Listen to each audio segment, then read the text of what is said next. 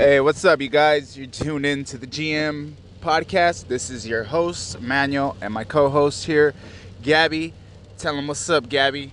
Hey, what's up, everybody, on this rainy day?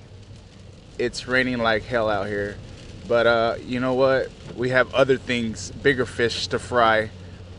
Today, we wanted to talk about something interesting happened on our way out of the donut shop. No, we weren't getting donuts. We were getting coffee and like a little green juice, but we did have a little bit of a donut. But on the way out, okay, so there's this guy. He's waiting for the light to turn green, and we're getting in the car. And this guy, out of nowhere, he says, "Hey, you guys bang?" What? Yeah, no, bro. I don't do that shit, you know?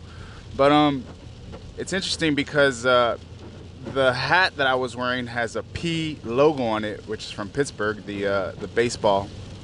But anyway, yeah, this We were in Pomona, so I guess he figured, oh, you're representing, the town, I guess. some type of hood. But at the end of the day, man, like we're just civilized people, just trying to live our lives. Two coffees in our hands. It just the description didn't add up why he would ask that, you know. But nevertheless, we told the dude no, and I was, in my head, I mumbled the words and I said it out loud, like, "What the fuck?" Yeah, so it was a very strange experience. I've never had that happen to me before. I'm a female, never really been associated with or affiliated with any gangs. But it brought us to this podcast. When we came out, I was the first one out because I was driving. So I was the first one headed towards the street side. And he rolls down his windows and he asks us if we were related to some type of gang affiliation. And I thought he was referring to my sweater since I was wearing a Bay Area from the Bay. My mama gave me this sweater. But no, man, I think he was referring to your hat, partner, because it was P. Right. So anyways, long story short, it brought us to this podcast because I was just talking to my partner here, and I said how sad we've been dumbed down, because this is, unfortunately, it's individuals. We need to own up to our own responsibilities and deal with the cards that we have been dealt with and progress within our own selves. Like, it's nobody's fault but ours. However, having said that, the system and our upbringing and our cultures have a lot to do with it because of the way that maybe our people have been treated. And I see, and I say our people because the minorities. So they say we're the minorities, but we're really the majorities. But the minorities, the way we've been treated, the unfairness and all of that, it doesn't excuse bad behavior or criminal activity.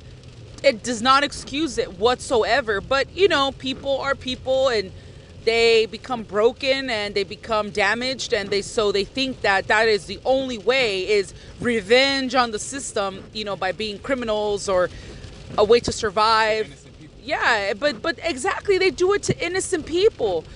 And I was telling my partner here how scary it would have been if this guy was a psychopath and just would have just took his gun out.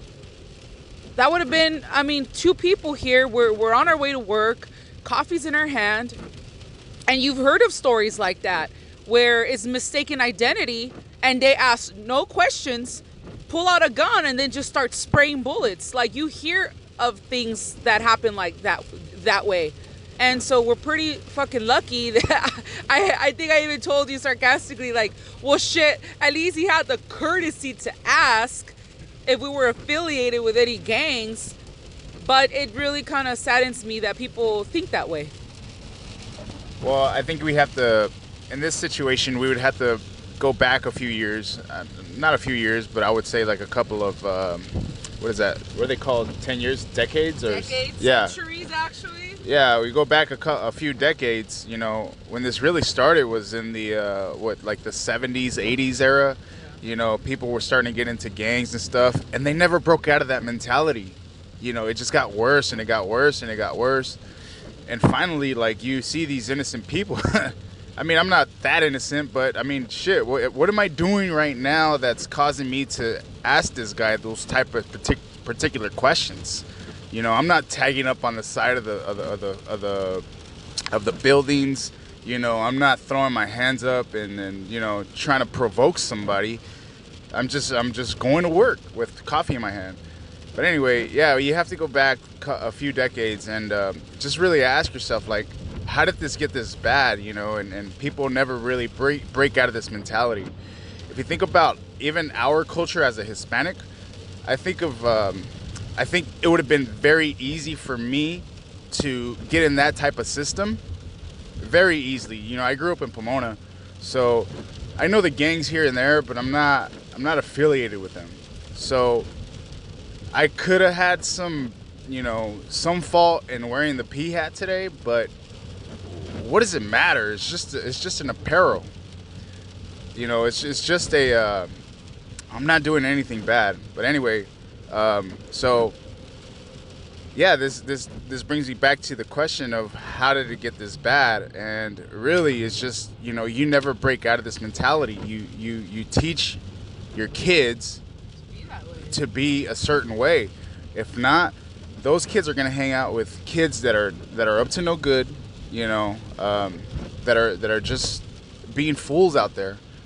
But I mean, you're really gonna risk your freedom, your future, for one piece of apparel. It doesn't make any sense. So yeah, I mean, my culture growing up as a Hispanic, you know, I'm glad that my parents never really taught me like the bad stuff. You know, it was out there, but I was always kind of skeptical of getting into it. And nevertheless, that I'm glad that I was able to feed off of both worlds so that I can see where the damage is. Growing up for me, my mom, my mom and my dad grew up in Los Angeles. My mom, most of her life, she spent it in East LA. And I thank my parents. My mom and my dad made the conscious decision to move out of LA. My mom said, I did not want my kids to grow up in these neighborhoods. And so she made the conscious decision to move out. And even though, you know, back in I'm talking about like 40 years ago, I grew up in West Covina. 40 years ago, it was not what it is today. It's still a beautiful city and it's pretty quiet, but you know, it's a lot more populated now. But back in the day when my parents first moved to West Covina, my mom says it was nothing but ranch. Like basically, it was a lot of ranch homes. And my dad and my mom were like, holy shit, we're like living in the middle of nowhere. But my mom was like, I don't want my kids to live in East LA or to grow up in East LA. And I am so grateful for parents who make those type of decisions. And I know a lot of it has to do with finances and with money, but we've talked about this before. It's a systematic pattern of life, we need to recognize these fucking prison chains and break out of them. It was set in place, and if you what I'm talking about, I think most people will understand that certain people, certain heritage, you know, like the Black Americans, like the Latinos, the Hispanics, Mexicans, Salvadorians, we don't got it as good. And this is not about race. I don't want to make it into a race card because, like I said, everybody's responsible for their own fucking actions. But what I'm trying to say is that we were systematically put into these type of prison mentalities, a type of ghetto mentalities. It's a fact. Our education sucks. Even the neighborhoods, even like the poor neighborhoods, you don't see healthy stores. You see fucking junk food, liquor stores in every 2 to 3 mile radius. You see liquor stores. So again, it's systematically put in place that we fail. But we need to, if the faster we recognize these chains, the faster we break out of them. So this is not about race and his fault, her fault. This is about recognizing where we stand and to shoot for success. Teach our kids. If my mom and my dad were able to recognize my kids are not going to be raised in East Los Angeles, thank God, because I think I'm a pretty decent person. I'm a pretty decent woman.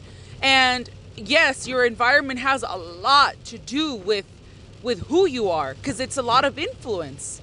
So today's experience really saddened me that people, I mean, it just proves it over and over what I say. Like, this guy, you know, and I don't hate on the dude. Like, nobody knows what the hell he's been through. But I do think it's so sad. Like, what is he just driving around looking for people to see what they're wearing, to hit him up? I mean, what a loser mentality, what a loser type of lifestyle. It doesn't matter. What are you defending? Like, for real, I've never understood that. Like, because the city doesn't belong to you. Like, legally, it doesn't belong to you. The streets don't belong to you. Nothing belongs to you. You're fighting for nothing.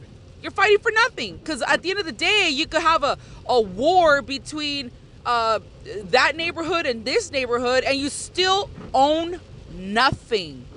It doesn't make any sense to me. But I really hope that they realize what the mouse trap that they're in, and I really hope that people of all ethnicities wake up and improve yourselves and gain your power back as people, because this is exactly what we need. We need the power back to the people. Right. Yeah. Never.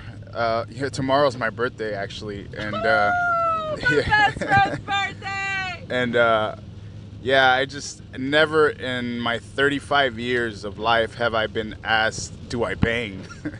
Other ways. Can you shut up? No, but it's man, it's just crazy, man. Like, thinking of what one piece of apparel can like end your life. Yep. It's crazy, man. It's fucking crazy. And, you know, being that my birthday is tomorrow is just like, what if I wouldn't have had the chance to breathe one more day tomorrow on my birthday? Yeah, over what? Over a fucking hat. Well, I mean, that's all I got, dude. So my partner's right over here, man. We have to start changing. We have to start making our bed and start sleeping in it the way that it's intended to. If you're out there just looking for people just to start some shit, like, leave that for high school, man. For real. Leave that for when you think you got something to fight for. This is ridiculous, guys. And I don't hate on the dude, you know. That's his problem. Yeah. You know, I don't go around asking people if they bang. That, you know, I got bigger fish to fry, like I said earlier in the show. But nevertheless, I hope the guy finds his peace.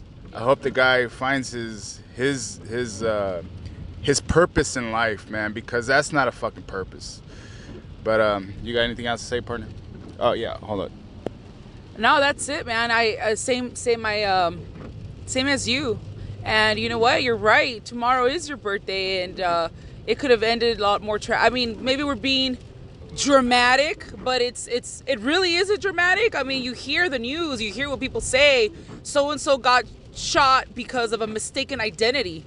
It happens all the time, and some fools don't even ask. They just start spraying. So hey, all that aside, I'm glad you're okay. I'm glad I'm okay. You know, I'm glad everybody else around us is okay, and we just have to keep pushing, man. We got to keep pushing and keep spreading the good word, because I feel like people could really benefit off of, you know, whatever little advice that we can give, or even just life experiences. If somebody can learn from my mistake, your mistake, that's really what we're here for. So I like to wish everybody a great day. Please count your blessings. Please be grateful. Please tell the people around you you love them, because you don't know if you'll be here tomorrow. Like, life could be taken away from you so fucking fast, and you'll never even realize that you had all the time to do these things, but yet you didn't take advantage of your time. So I'd like to wish everybody a blessed day, and thank you for tuning in. We'll have some more podcasts for you coming to you. All right, you guys. Peace and love, and we'll talk to you guys next time. Have a good day out there, and just be safe, please.